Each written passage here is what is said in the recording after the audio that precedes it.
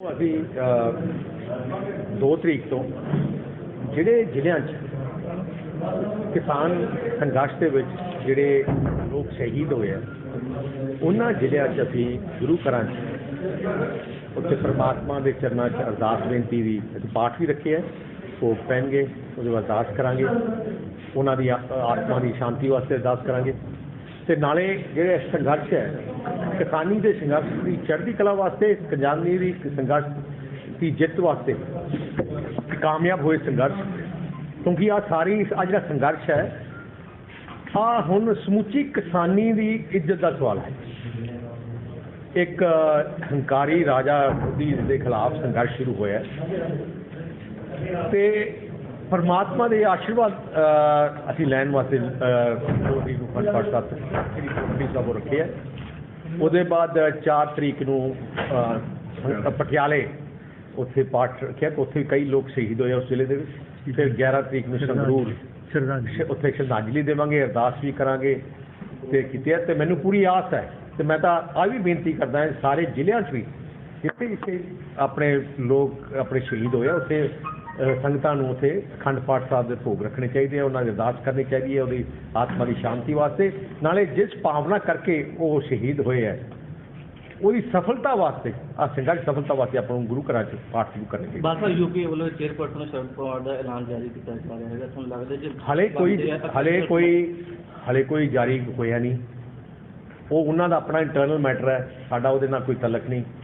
ਅਸੀਂ ਤਾਂ ਜਿਹੜੇ ਅਸੀਂ ਡਿਊਟੀ ਲਾਈ, ਅਸੀਂ ਫੈਸਲਾ ਕਰ ਰਹੇ ਹਾਂ ਕਿ ਮੋਦੀ ਸਾਹਿਬ ਨੇ ਜਿਵੇਂ ਉਹਨਾਂ ਦੀ ਸੋਚ ਚੱਲ ਰਹੀ ਹੈ ਹੌਲੀ ਹੌਲੀ ਉਹ ਸਾਰੇ ਸੂਬਿਆਂ ਦੀ ਤਾਕਤ ਆਪਣੇ ਸੈਂਟਰ 'ਚ ਰੱਖਣਾ ਚਾਹੁੰਦੇ ਆ। ਅੱਜ ਜਿਹੜੇ ਕਾਨੂੰਨ ਕਾਲੇ ਕਾਨੂੰਨ ਬਣੇ ਆ, ਜੇ ਉਹ ਸੂਬਿਆਂ ਦੀ ਅਧਿਕਾਰ ਨੂੰ ਨਾ ਖੋਹਦੇ ਤੇ ਕਾਲੇ ਕਾਨੂੰਨ ਬਣਾ ਹੀ ਨਹੀਂ ਸਕਦੇ ਸੀ।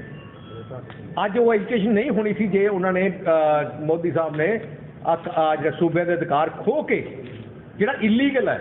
ਅੱਜ ਤੁਸੀਂ ਸੁਪਰੀਮ ਕੋਰਟ ਦੀ ਬਾਰ ਐਸੋਸੀਏਸ਼ਨ ਨੇ ਕਿਹਾ ਕਿ ਜਿਹੜੇ ਕਾਨੂੰਨ ਮੋਦੀ ਸਾਹਿਬ ਨੇ ਬਣਾਏ ਆ ਇਲੀਗਲ ਹੈ।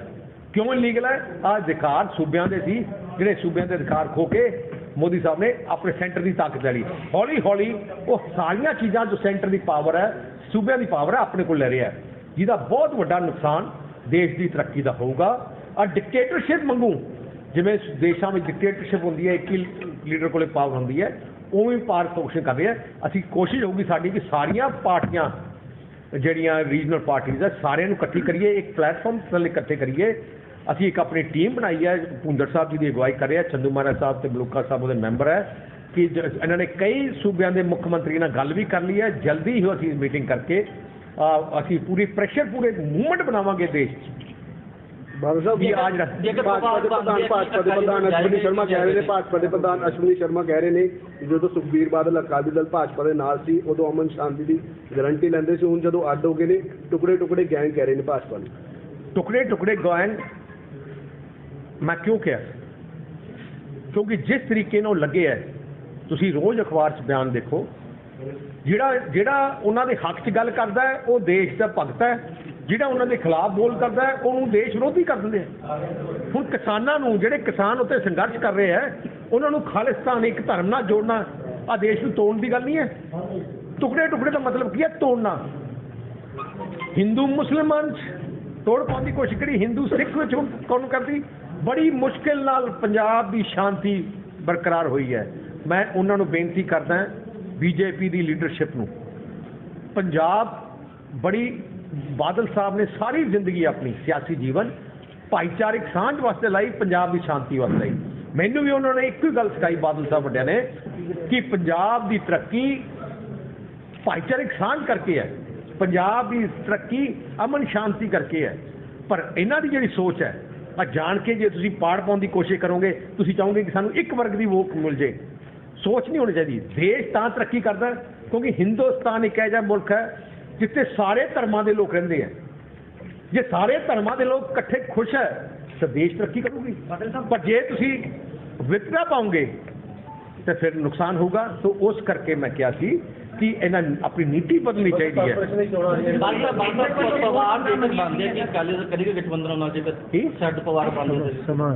ਹਲੇ ਮੈਂ ਤੁਹਾਨੂੰ ਇੱਕ ਗੱਲ ਦੱਸਾਂ, ਸ਼੍ਰੋਮਣੀ ਅਕਾਲੀ ਦਲ ਕਾਂਗਰਸ ਨੇ ਨਾਲ ਕਿਤੇ ਗਠਬੰਧਨ ਨਹੀਂ ਕਰ ਸਕਦਾ। क्योंकि जो कांग्रेस ने अपनी कौम वास्ते किया, पंजाब के खिलाफ किया, कोई पंजाबी बर्दाश्त नहीं कर सकता। जिस अलायंस में कांग्रेस है वो असं नहीं हो सकता। ਭਾਜਪਾ ਕਹਿੰਦੀ ਆਪ ਦਮ ਤੇ ਚੁਣਾਵ ਲੜੇਗੀ 2022 ਚਲੇ ਗਏ ਜੀ ਮੋੜ ਹਲਕਾ 2022 ਦੇ ਚੁਣਾਵ ਭਾਜਪਾ ਆਪਣੇ ਦਮ ਤੇ ਲੜੇਗੀ। ਭਾਜਪਾ ਕਹਿ ਰਹੀ ਹੈ ਚੁਣਾਵ 2022 ਦੇ ਕੀ ਭਾਜਪਾ ਕਹਿ ਰਹੀ ਹੈ ਇਕੱਲੇ ਲੜਾਂਗੇ 2022 ਦੇ। ਬਹੁਤ ਚੰਗੀ ਗੱਲ ਹੈ, ਹਰ ਬੰਦੇ ਨੂੰ ਹੱਕ ਹੈ। ਹਾਂਜੀ ਸੇਖੋ ਸਾਹਿਬ ਫਿਰੋਜ਼ਪੁਰ ਚਲੇ ਗਏ ਨੇ, ਮੋੜ ਮੰਡੀ ਹਲਕਾ ਇੰਚਾਰਜ ਕੋਲ ਹਲੇ ਤੱਕ ਹਲਕਾ ਇੰਚਾਰਜ ਹਲੇ ਕੋਈ ਨਹੀਂ ਹੈ। ਮੈਂ ਮਲੂਕਾ ਸਾਹਿਬ ਦੀ ਡਿਊਟੀ ਲਾਈ ਹੈ, ਕਿਉਂਕਿ ਅਸੀਂ ਕੀ ਕੀਤਾ ਹੈ, ਪੂਰੇ ਪੰਜਾਬ ਵਿੱਚ ਕਈ ਸਾਡੇ ਹਲਕੇ ਖਾਲੀ ਹੋ ਗਏ, ਕਿਉਂਕਿ ਖਾਲੀ ਨਹੀਂ, ਜਿਵੇਂ ਬੀਜੇਪੀ ਦੇ ਹਲਕੇ ਸਾਡੇ ਕੋਲੇ ਕੋਈ ਲੀਡਰਸ਼ਿਪ ਨਹੀਂ ਸੀ। ਜਿਵੇਂ ਰੋਜ਼ੀ ਨੂੰ ਬਰਕੰਦੀ ਜਿਹੜਾ ਸਾਡਾ ਐਮਐਲਏ ਹੈ, ਉਹਨੂੰ ਅਸੀਂ ਜ਼ਿੰਮੇਵਾਰੀ ਅਬੋਹਰ ਦੀ ਦਿੱਤੀ ਹੈ। ਉਹ ਹਲਕਾ ਇੰਚਾਰਜ ਅਬੋਹਰ ਦੇ ਹੈ, ਆਪਣਾ ਮੁਕਤਸਰ ਦੇ ਹੈ, ਪਰ ਜ਼ਿੰਮੇਵਾਰੀ ਦੇ ਰਿਹਾ। ਜਿਵੇਂ ਸਾਡੇ ਸੇਖੋ ਸਾਹਿਬ ਹੈ, ਉਹ ਫਿਰੋਜ਼ਪੁਰ ਤੇ ਆਪਣਾ ਫਾਜ਼ਿਲਕਾ ਦੇਖ ਰਿਹਾ। ਉਵੇਂ ਅਸੀਂ ਜਿਹੜੇ ਮਲੂਕਾ ਸਾਹਿਬ ਆਪਣੇ ਹਲਕਾ ਇੰਚਾਰਜ ਰਾਮਪੁਰ ਖੂਹ ਦੇ, ਪਰ ਜ਼ਿੰਮੇਵਾਰੀ ਦਿੱਤੀ ਹੈ ਜਦੋਂ ਤੱਕ ਅਸੀਂ ਫਾਈਨਲ ਨਹੀਂ ਕਰਦੇ ਉਦੋਂ ਤੱਕ ਫਿਰ ਆਹ ਦੇਖਣਗੇ। ਤੇ ਜਿਵੇਂ ਭੁੰਦੜ ਸਾਹਿਬ ਦੀ ਡਿਊਟੀ ਲਾਈ ਆ ਅਸੀਂ ਮਾਨਸਾ ਡਿਸਟ੍ਰਿਕਟ ਦੀ ਸਾਰੀ ਦੇਖਣ ਵਾਸਤੇ। ਸੋ ਇਸ ਕਰਕੇ ਹਲੇ ਹਲਕਾ ਇੰਚਾਰਜ ਅਸੀਂ ਸਾਰੀ ਅਸੈਸਮੈਂਟ ਲੈ ਕੇ ਉਹਦੇ ਦੋ ਭਾਵਨਾ ਲੋਕਾਂ ਦੀ ਦੇਖ ਕੇ ਫਿਰ ਉਹਦੇ ਬਾਅਦ ਅਸੀਂ ਜਲਦੀ ਫੈਸਲੇ, ਕਈ ਹਲਕਿਆਂ ਦੇ ਅਸੀਂ ਸਾਨੂੰ ਫੈਸਲੇ ਕਰਨੇ। ਨਗਰ ਨਿਗਮ ਚੋਣਾਂ ਆ ਰਹੀਆਂ ਸੁਖਬੀਰ ਜੀ, ਉਹਨਾਂ ਬਾਰੇ ਕੀ? ਨਗਰ ਚੋਣਾਂ ਬੜੀ ਡਟ ਕੇ ਲੜ ਰਹੇ, ਇਕੱਠੇ ਹੋ ਕੇ ਲੜ ਰਹੇ। ਸਾਡੇ ਬਿਲਕੁਲ ਇਕੱਠ ਹੈ, ਬੜੀ ਖੁਸ਼ੀ ਹੈ ਕਿ ਹੁਣ 23 ਸੀਟਾਂ ਦਾ ਮੈਨੂੰ ਅਨਾਉਂਸਮੈਂਟ ਇਹਨਾਂ ਨੇ ਸਾਰੀ ਦਿੱਤੀ ਹੈ, ਕੀ ਕਰਤੀ ਹੈ, ਜਲਦੀ ਸਾਡੀ ਅਨਾਉਂਸਮੈਂਟ ਹੋਗੀ। ਅਸੀਂ ਬਹੁਤ ਭਾਰੀ ਮਾਤਰਾ ਦੇ ਅਸੀਂ ਸੀਟਾਂ ਜਿੱਤਾਂਗੇ। ਖਰੜ ਦੇ ਵਿੱਚ ਫਲਾਈਓਵਰ ਦਾ ਉਦਘਾਟਨ ਉਹਦੇ ਬਾਰੇ ਉਹ ਫਲਾਈਓਵਰ ਦਾ ਮੈਨੂੰ ਬੜੀ ਖੁਸ਼ੀ ਹੈ ਕਿ ਫਲਾਈਓਵਰ ਦਾ ਉਦਘਾਟਨ ਹੋ ਰਿਹਾ। ਜਿਹੜਾ ਫਲਾਈਓਵਰ ਦਾ ਨੀਂਹ ਪੱਥਰ ਤੇ ਮਨਜ਼ੂਰੀ ਮੈਂ ਦਿੱਤੀ ਸੀ, ਕੰਮ ਮੈਂ ਸ਼ੁਰੂ ਕੀਤਾ ਸੀ 4 ਸਾਲ ਪਹਿਲਾਂ ਸੀ, ਪਰ ਆ ਜਿਹੜਾ ਬਣ ਜਾਣਾ ਸੀ 2 ਸਾਲ 2.5 ਸਾਲ ਪਹਿਲੇ। ਪਰ ਆ ਜਿਹੜੇ ਕੈਪਟਨ ਅਮਰਿੰਦਰ ਸਿੰਘ ਦੀ ਜਿਹੜੀ ਕਤੂਤਾਂ ਕਰਕੇ ਇੰਨਾ ਲੇਟ ਹੋ ਗਿਆ। ਜੇ ਕੈਪਟਨ ਸਾਹਿਬ ਨਾ ਹੁੰਦੇ ਤੇ ਅੱਜ 2.5-3 ਸਾਲ ਪਹਿਲੇ ਹੀ ਆ ਬਣ ਜਾਣਾ ਸੀ। ਸਰ ਲੋਕ ਰਾਜ ਚ ਲੋਕਾਂ ਦੀ ਨਹੀਂ ਸੁਣੀ ਜਾ ਰਹੀ ਸਰਕਾਰ ਵੱਲੋਂ ਜੀ। ਕੀ ਲੋਕ ਰਾਜ ਚ ਲੋਕਾਂ ਦੀ ਨਹੀਂ ਸੁਣੀ ਜਾ ਰਹੀ, ਕੀ ਕਹਿਣਾ ਚਾਹੋਗੇ? ਕਿਸਾਨ ਜਥੇਬੰਦੀਆਂ ਦੇਖੋ ਉੱਥੇ ਦਿੱਲੀ ਇੰਨੇ ਮੈਂ ਉਹੀ ਕਹਿ ਰਿਹਾ, ਜਿਹੜਾ ਮਾਹੌਲ ਸੈਂਟਰ ਦੀ ਸਰਕਾਰ ਦੀ ਸੋਚ ਹੈ ਜਿਵੇਂ ਡਿਕਟੇਟਰਸ਼ਿਪ ਵਾਂਗੂ, ਡਿਕਟੇਟਰਸ਼ਿਪ ਦੀ ਸੋਚ ਨਾਲ ਸੂਬੇ ਜਾਂ ਦੇਸ਼ ਤਰੱਕੀ ਨਹੀਂ ਹੋ ਸਕਦਾ। ਦੇਸ਼ ਦੀ ਪ੍ਰਧਾਨ ਮੰਤਰੀ ਪਰਿਵਾਰ ਦਾ ਮੁਖੀ ਹੁੰਦਾ ਹੈ। ਪਰਿਵਾਰ ਦੇ ਮੁਖੀ ਹੋਣ ਦੇ ਨਾਤੇ ਜੇ ਪਰਿਵਾਰ ਦੇ ਕਿਸੇ ਮੈਂਬਰ ਨੂੰ ਕੋਈ ਤਕਲੀਫ ਹੈ ਤੇ ਉਹ ਫਰਜ਼ ਬਣਦਾ ਪੰਜਾਬ ਦੇ ਮੁਖੀ ਦੇ, ਦੇਸ਼ ਦੇ ਮੁਖੀ ਦਾ, ਕਿ ਉਹਨੂੰ ਉਹਦੀ ਤਕਲੀਫ ਦੂਰ ਕਰੇ।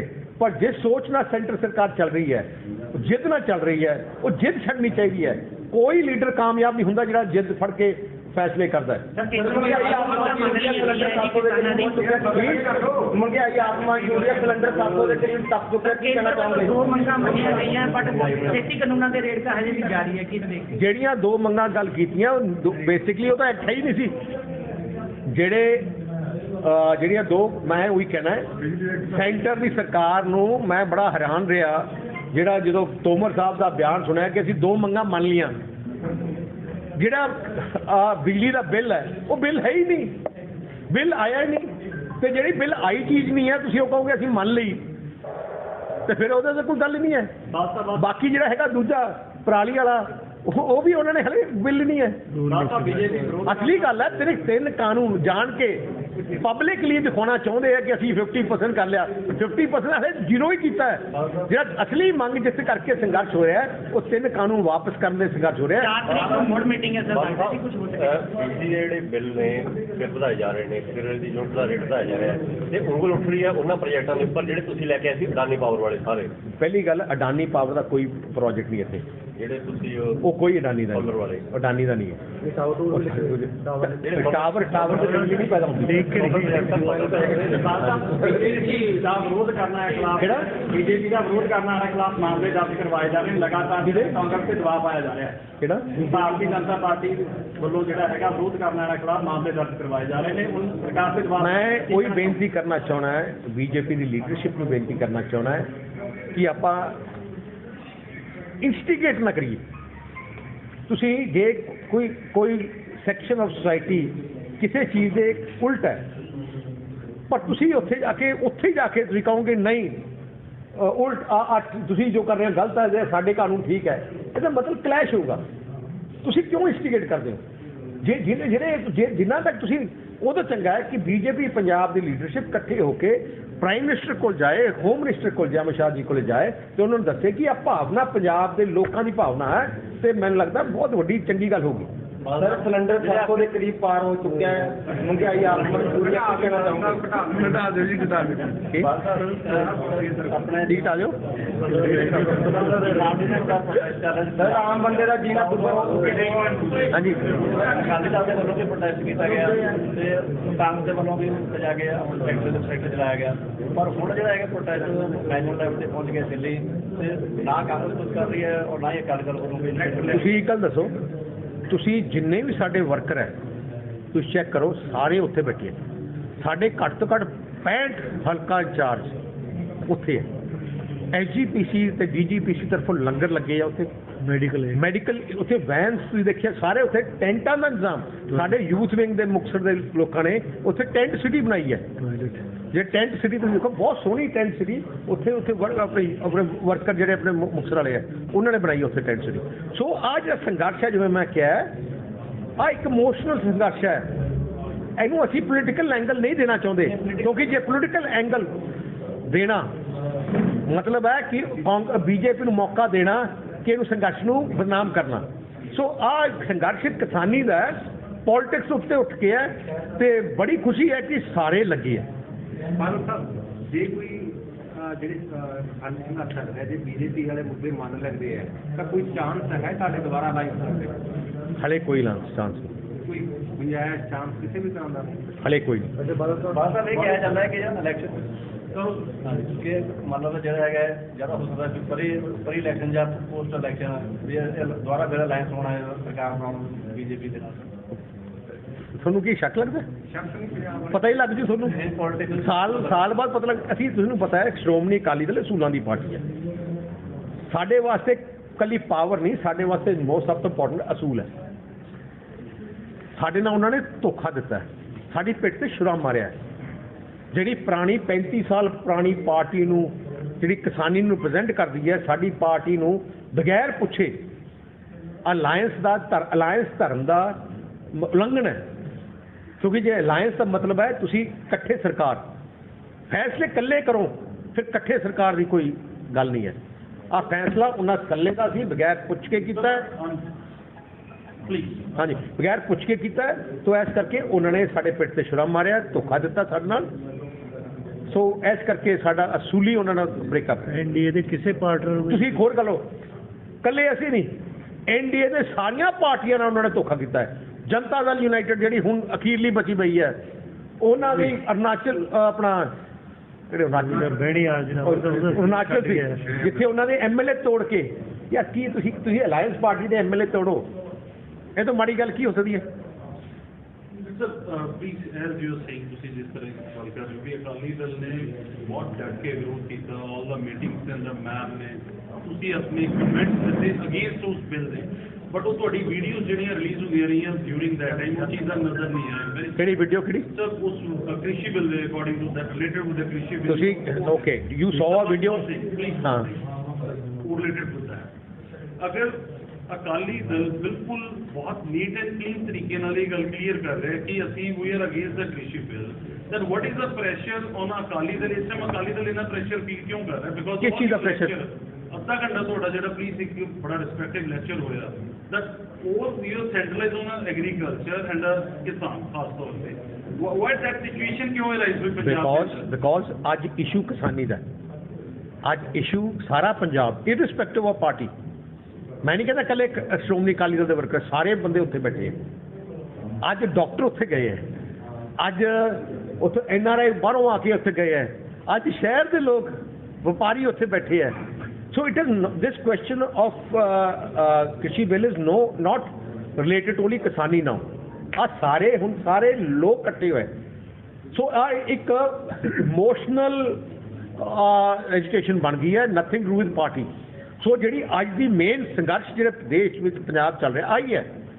ਸੋ ਇਹਦੇ 'ਚ ਕੋਈ ਗੱਲ ਨਹੀਂ ਹੈ ਕਿ ਅਸੀਂ ਜਿਹੜਾ ਕਰ ਰਹੇ ਹਾਂ, ਹਰ ਬੰਦੇ ਦਾ ਫਰਜ਼ ਹੈ। ਜੇ ਸੰਦੇ ਜਾ ਰਹੇ ਆਪਣੇ ਆਪ ਜਾ ਰਹੇ ਹੈ। Sir but in nutshell mister Rajnath Singh ਨੇ ਐਂਡ BJP ਨੇ ਦ ਸੈਂਟਰਲ ਗਵਰਨਮੈਂਟ, ਉਹਨਾਂ ਨੇ ਬੜਾ ਕਲੀਅਰ ਕਰਤਾ ਕਿ ਅਸੀਂ ਇਸ ਨੂੰ ਅਮੈਂਡ ਕਰਨ ਵਾਸਤੇ ਰੈਡੀ ਹਾਂ, ਸਾਡੇ ਤੋਂ amendment we are ready to do it. but we are not going to take it revert is तो reverse gear नहीं होता ਗੱਲ ਸਿੱਧੀ ਹੈ। how you feel it Akali Dal ਇਸ ਚੀਜ਼ ਕਿਵੇਂ ਲੀਡ ਲੈ ਮੈਂ ਉਹੀ ਕਹਿਣਾ ਸਾਹਿਬ ਮੋਦੀ ਸਾਹਿਬ ਨੂੰ ਫੈਸਲਾ ਕਰਨਾ ਪੈਣਾ, ਬੀਜੇਪੀ ਨੇ ਫੈਸਲਾ ਕਰਨਾ ਚਾਹਣਾ ਹੈ, ਸਰਕਾਰ ਉੱਥੇ ਰੱਖਣੀ ਹੈ ਕਿ ਕਿਸਾਨ ਰੱਖਣੇ ਨੇ। ਬਾਲਸਰ ਇੱਕ ਨਾ ਹੋਰ ਜਿਹੜਾ ਜਿਹੜੀਆਂ ਹੁਣ ਪੰਜਾਬ ਦੇ ਵਿੱਚ ਜਿਵੇਂ ਦੱਸਿਆ ਕਿ ਆਪਾਂ 100 ਸਾਲਾ ਮਨਾ ਰਹੇ ਹਾਂ ਅਕਾਲੀ ਦਲ ਦਾ, ਸਭ ਤੋਂ ਜਿਹੜੇ ਮੇਨ ਸਿਚੁਏਸ਼ਨ ਮਾੜੀ ਹਾਲਾਤ ਦੇ ਮਤਲਬ ਅਕਾਲੀ ਦਲ ਟੱਪ ਰਿਹਾ 15 ਸੀਟਾਂ ਤੇ ਹੈ। ਪਹਿਲੀ ਗੱਲ ਹੈ, ਪਹਿਲੇ ਮੈਂ ਤੁਹਾਨੂੰ ਇੱਕ ਗੱਲ ਕਰਦਾ, ਫਿਰ ਹੋਰ ਸਾਰੇ ਦੋ ਤਿੰਨ ਚੀਜ਼ਾਂ ਤੁਹਾਡੇ ਧਿਆਨ ਜਿਹੜਾ ਮੇਨ ਟਾਰਗੇਟ ਹੈ, ਚਾਹੇ ਤੁਹਾਨੂੰ ਢੀਂਡਸਾ ਸਾਹਿਬ ਛੱਡ ਕੇ ਗਏ ਜਾਂ ਹੋਰ ਜੋ ਵੀ ਅਕਾਲੀ ਦਲ ਨੇ ਬ੍ਰਹਮਪੁਰਾ ਲਾ ਲਓ ਜਾਂ ਕੁਛ ਵੀ ਲਾ ਲਓ, ਕਾਂਗਰਸ ਵਾਲੇ ਵੀ ਲਾ ਲਓ, ਉਹ ਸਾਰੇ ਇਹ ਕਹਿ ਰਹੇ ਕਿ ਅਕਾਲੀ ਦਲ ਇੱਕ ਬੜੀ ਚੰਗੀ ਜਮਾਤ ਹੈ, ਬਹੁਤ ਵਧੀਆ ਜਮਾਤ ਹੈ। ਉਹ ਟਾਰਗੇਟ ਤੁਹਾਨੂੰ ਕਰ ਰਿਹਾ। ਮੇਰਾ ਸਵਾਲ ਇਹ ਹੈਗਾ ਕਿ ਜੇ ਤੁਹਾਨੂੰ ਕੋਈ ਲੱਗਦਾ ਕਿ ਅਕਾਲੀ ਦਲ ਦੀ ਚੜ੍ਹਦੀ ਕਲਾ ਲਈ ਜੇ ਦੂਜੀਆਂ ਵਿਰੋਧੀ ਜਿਹੜੇ ਸਾਡੇ ਛੱਡ ਕੇ ਜਾ ਰਹੇ ਆ ਕਿ ਹੋਰ ਕੋਈ ਪ੍ਰਧਾਨ ਦੀ ਅਗਵਾਈ ਦੇ ਵਿੱਚ ਜੇ ਉਹ ਕੋਈ ਇਕੱਠੇ ਹੋਣਾ ਚਾਹੁੰਦੇ ਤਾਂ ਤੁਸੀਂ ਤਿਆਰ ਹੋ ਰੈਡੀ? ਜੇ ਲੋਕ ਪਾਰਟੀ ਦੇ ਪਿੱਠ ਤੇ ਛੁਰਾ ਮਾਰਦੇ ਆ, ਉਹਨਾਂ ਦਾ ਕੋਈ ਰਾਈਟ ਨਹੀਂ ਡਿਸਾਈਡ ਕਰਨਾ। ਸਾਡੀ ਜਿਹੜੀ ਪਾਰਟੀ ਦੇ ਫੈਸਲੇ ਸਾਡੀ ਕੋਰ ਕਮੇਟੀ ਕਰਦੀ ਹੈ, ਪਾਰਟੀ ਲੀਡਰਸ਼ਿਪ ਕਰਦੀ ਹੈ।